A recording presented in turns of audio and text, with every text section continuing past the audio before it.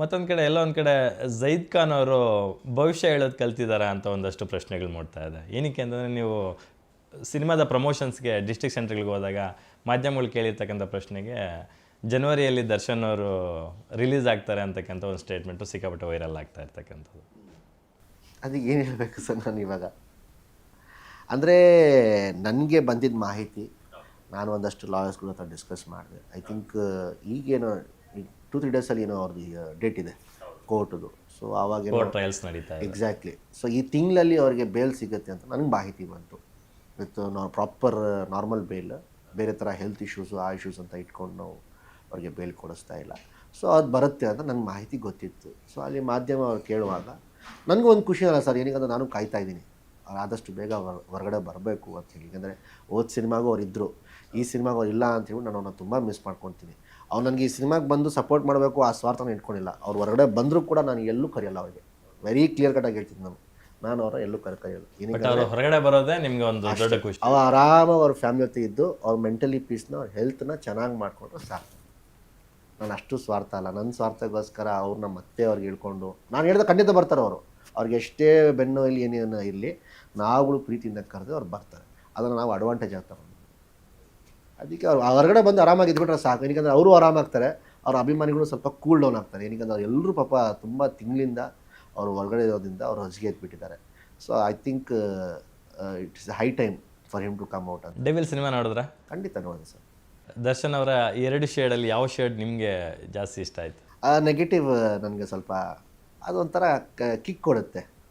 ಏನಕ್ಕಂದ್ರೆ body language ಆಗ್ಬೋದು, ಅವರು base voice ಆಗಬಹುದು, ಅದು ನನಗೆ ಸ್ವಲ್ಪ ಪರ್ಸನಲಿ ತುಂಬ ಇಷ್ಟ ಆಯಿತು. ಒಳ್ಳೆಯದು ಅದು ಎಲ್ಲ ಸುಮಾರು ಇದರಲ್ಲಿ ಮಾಡಿದ್ದಾರೆ, ಕೆಟ್ಟದ್ದು ಮಾಡಿದ್ದಾರೆ.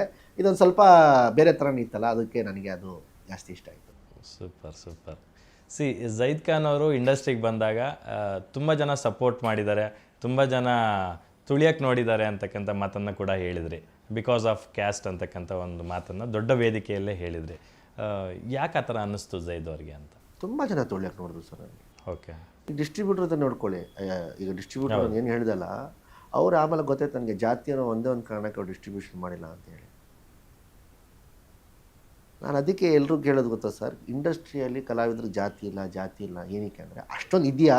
ನಿಜವಾಗ್ಲೂ ಹೇಳ್ತಿದ್ದೀನಿ, ಇದೆಯಾ ಒಂದು ರೂಲ್ ಮಾಡಿ. ಅಲ್ಲ, ಕಲಾವಿದರು ಹಚ್ಚೋ ಬಣ್ಣಕ್ಕೆ ಯಾವ ಜಾತಿ ಇರುತ್ತೆ? ಅಲ್ಲ ಸರ್, ನಾನು ಹೇಳ್ತಾ ಇದ್ದು ಕೆಲವ್ರು ಇರ್ತಾರಲ್ಲ ತುಂಬ ಜಾತಿಯವ್ರು, ಎಷ್ಟು ಹೇಳಿದ್ರು ಅವ್ರು ಜಾತಿ ಮಾಡೋದು ಬಿಡಲ್ಲ ಅಂಥವ್ರು. ನಾನು ಹೇಳೋದು ಗೊತ್ತಾ, ಸ್ಮೋಕಿಂಗ್ ಕಾರ್ಡ್ ಹಾಕ್ತಾರೆ ಗೊತ್ತಾ ಸರ್ ಸಿನಿಮಾ ಸ್ಕ್ರೀನಲ್ಲಿ, smoking is injurious to health ಅಂತ, ನೋ ಸ್ಮೋಕಿಂಗ್ ಅಂತ. ಆ ಥರ ಒಂದು ಕಾರ್ಡ್ ಮಾಡಿಸಿ ದಯವಿಟ್ಟು ಹಿಂದೂಗಳು ಬಿಟ್ಟು ಬೇರೆ ಯಾವ ಜಾತಿ ಜೊತೆ ಎತ್ತು ಹೋಗ್ಬಿಡಿ, ಇದು ಇವ್ರಿಗೆ ಸೀಮಿತ.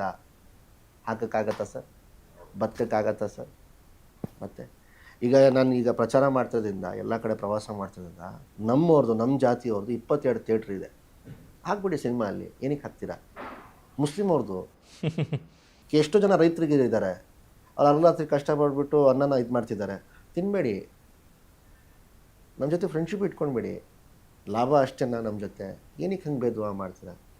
ಕೆಲವರು, ಎಲ್ಲರೂ ಅಲ್ಲ, ಕೆಲವರು, ಆ ಕೆಲವರು ಸೆಕ್ಟರ್ಸ್ ಎಲ್ಲ ಹಾಳು ಮಾಡ್ತಿರೋದು. ಅಷ್ಟೊಂದು ಜಾತಿ ಭೇದ ಭಾವ ಇರ್ತಿದ್ರೆ ಜನ ಏನಕ್ಕೆ ಬರಬೇಕಾಗಿತ್ತು ಸರ್? ಅಷ್ಟೊಂದು 1000 ಜನ.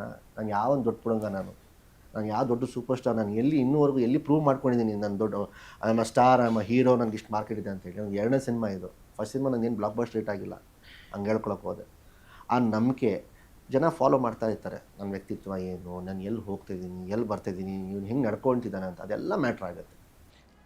ಅದು ಸರ್ಟನ್ ಆಫ್ ದ ಟೈಮಲ್ಲಿ ಇರ್ಬೋದೇನೋ, ಬಟ್ ಆಲ್ ದ ವೇಸ್ ಅದು ಇರಲ್ಲ ಅಂತ ನಾನು ಭಾವಿಸ್ತೀನಿ. ಏನಕ್ಕೆ ಇವತ್ತು ಸಲ್ಮಾನ್ ಖಾನು, ಶಾರುಖ್ ಖಾನು, ಆಮಿರ್ ಖಾನ್ ಅಂತಹ ಸ್ಟಾರ್ಗಳು ಅದಕ್ಕೊಂದು ಉತ್ತರ ಕೊಡ್ತೀನಿ. ಸೂಪರ್ ಸ್ಟಾರ್ಗಳಾಗಿ ಮುಸ್ಲಿಮ್ಸ್ ಬಗ್ಗೆ ಒಂದು ಮಾತು ಹೇಳ್ತೀನಿ. ಓಕೆ, ಎಲ್ಲರೂ ಕೂಡ ಸಿನಿಮಾ ಕಡೆ ಹೋಗ್ಬೇಡ, ಹಂಗೆ ಹೋಗ್ಬೇಡ ಅಂತ. ನೀವು ಯಾರಪ್ಪ ನನಗೆ ಹೇಳೋಕ್ಕೆ? ನನ್ನ ಕೆಲಸ ನಾನು ಮಾಡೇ ಮಾಡ್ತೀನಿ, ನನಗೆ ಅದನ್ನು ನಾನು ನಂಬಲ್ಲ, ನನಗಿಷ್ಟ, ನನ್ನ ಪ್ಯಾಷನ್ ಇದೆ, ನಾನು ಮಾಡಬೇಕು, ನಾನು ಮಾಡ್ತೀನಿ. ಇಲ್ಲಿಯವರು ನಮ್ಮ ಮುಸ್ಲಿಮ್ಸ್ ಎಸ್ಪೆಷಲಿ ದುನಿಯಾ ವಿಜಯ್ ಸರ್ದು ಸ್ವಲ್ಪ ನೋಡ್ತಾರೆ, ದರ್ಶನ್ ಸರ್ದು ಸ್ವಲ್ಪ ಸಿನಿಮಾಗಳು ಜಾಸ್ತಿ ನೋಡ್ತಾರೆ. ನಾನು ಏನಕ್ಕೆ ಕನ್ವರ್ಟ್ ಮಾಡ್ಕೊಳ್ಬಾರ್ದು? ಏನಕ್ಕಂದ್ರೆ ನಾನು ಇದೇ ಜಾತಿಯವನಾಗಿರೋದ್ರಿಂದ ಮುಸ್ಲಿಮ್ಸ್ ಅವರು ಕನ್ನಡ ಸಿನಿಮಾಗೆ ಬರೋ ಥರ ನಾನು ಮಾಡ್ಕೊಳ್ಬೇಕು ಅಂತ ನಾನು ಒಂದಷ್ಟು ಪ್ಲಾನಿಂಗ್ಗಳು ಮಾಡಿದಾಗ ಯಾರೂ ಬರೋಕ್ಕೆ ರೆಡಿ ಇರಲಿಲ್ಲ. ಆವಾಗ ಅವ್ರಿಗೆ ಹೋಗ್ದೆ ನಾನು, ಸಿನಿಮಾ ನೋಡಬಾರ್ದಪ್ಪ, ಸಿನಿಮಾ ಹಾಗೆ ಅಂತ. ನಾನು ಹೇಳಿದೆ, ಕನ್ನಡ ಸಿನಿಮಾಗೆ ಹಿಂಗೆ ಹೇಳ್ತಿದ್ದೀರಾ, ಅದೇ ಸಲ್ಮಾನ್ ಖಾನ್, ಶಾರುಖ್ ಖಾನ್ ಸಿನಿಮಾ ಬಂದರೆ ನಮಾಜ್ ಮುಗಿದ ತಕ್ಷಣ ಟಪುಕ್ ಅಂತ ಹೇಳ್ಬಿಟ್ಟು ಥಿಯೇಟ್ರಲ್ಲಿ ಇರ್ತೀರಾ. ಆವಾಗ ಜಾತಿ ಧರ್ಮ ಬರಲ್ವಾ? ಕನ್ನಡ ಸಿನಿಮಾಗೇ ಬರೋದು ನಿಮಗೆ. ಯಾರೂ ಸರಿ ಇಲ್ಲ ಸರ್, ಇಲ್ಲಿ ನಾವುಗಳು ಸರಿಯಾದ್ವಿ, ಅವರೆಲ್ಲರೂ ಸರಿ ನಾವು ಮಾಡ್ಕೊಳ್ಬೇಕು. ಅಲ್ಲ, ಈ ಕಲೆಗೆ ನೀವು ಹೇಳ್ದಂಗೆ ಜಾತಿ ಭೇದ ಭಾವ ಧರ್ಮ ಇವ್ಯಾವು ಅಡ್ಡ ಬರಬಾರ್ದು ಅಂತ ನಾನು ಭಾವಿಸ್ತೀನಿ. ಯಾಕಂದ್ರೆ ಶಾರುಖ್ ಖಾನ್ ಅವ್ರ ಮನೆಯಲ್ಲಿ ಗೌರಿ ಖಾನ್ ಇದ್ದಾರೆ, ಅವ್ರ ಮನೇಲಿ ದೇವ್ರನ್ನೂ ಪೂಜಿಸ್ತಾರೆ, ರಹೀಮ್ನೂ ಪೂಜಿಸ್ತಾರೆ, ರಾಮ ರಹೀಮ್ ಇಬ್ಬರನ್ನೂ ಪೂಜಿಸ್ತಾರೆ. ಈಗ ಸರ್ ನಾನು ದೇವಸ್ಥಾನಕ್ಕೆ ಬರಲ್ಲ ಅಂದರೆ ಯಾರು ನನಗೆ ಫೋರ್ಸ್ ಮಾಡ್ತಿದ್ರಾ? ಖಂಡಿತ ಇಲ್ಲ. ಮತ್ತೆ ಯಾರು ಏನು ಮಾಡ್ಕೊಳ್ತಾಯಿದ್ರು, ಯಾರು ಏನು ಕಿತ್ಕೊಳ್ತಾಯಿದ್ರು? ಏನು ಯಾರ ಕೈಲೂ ಏನೂ ಮಾಡ್ಕೊಳಕ್ಕಾಗಲ್ಲ. ನಾವು ಇಂಡಿಯಾದಲ್ಲಿ ಇರೋದು, every one has their own freedom, every one has their own choice. Very true, very. ಈಗ ದರ್ಗಾದ ನೋಡಿ, ನಾನು ಅವನ್ನ ಕರ್ಕೊಂಡು ಹೋಗಿಲ್ಲ. ನೀವು ನೋಡಿ, ಅವ್ರ ದೇವಸ್ಥಾನ ನಾನು ಅವ್ರ ಜೊತೆ ಹೋದ ನಾನು ಕರ್ಕೊಂಡು ಹೋಗಿಲ್ಲ. ನನಗೆ ಇಷ್ಟ ಇಲ್ಲ. ಅವ್ರು ಬರಬಾರ್ದು ಅಂತಲ್ಲ, ಅವ್ರು ಬಂದರೂ ನನಗೇನು ಬೇಜಾರಿಲ್ಲ. ಗ್ಯಾರಂಟಿ ನ್ಯೂಸ್, ಸುದ್ದಿ ಖಚಿತ, ನ್ಯಾಯ ನಿಶ್ಚಿತ.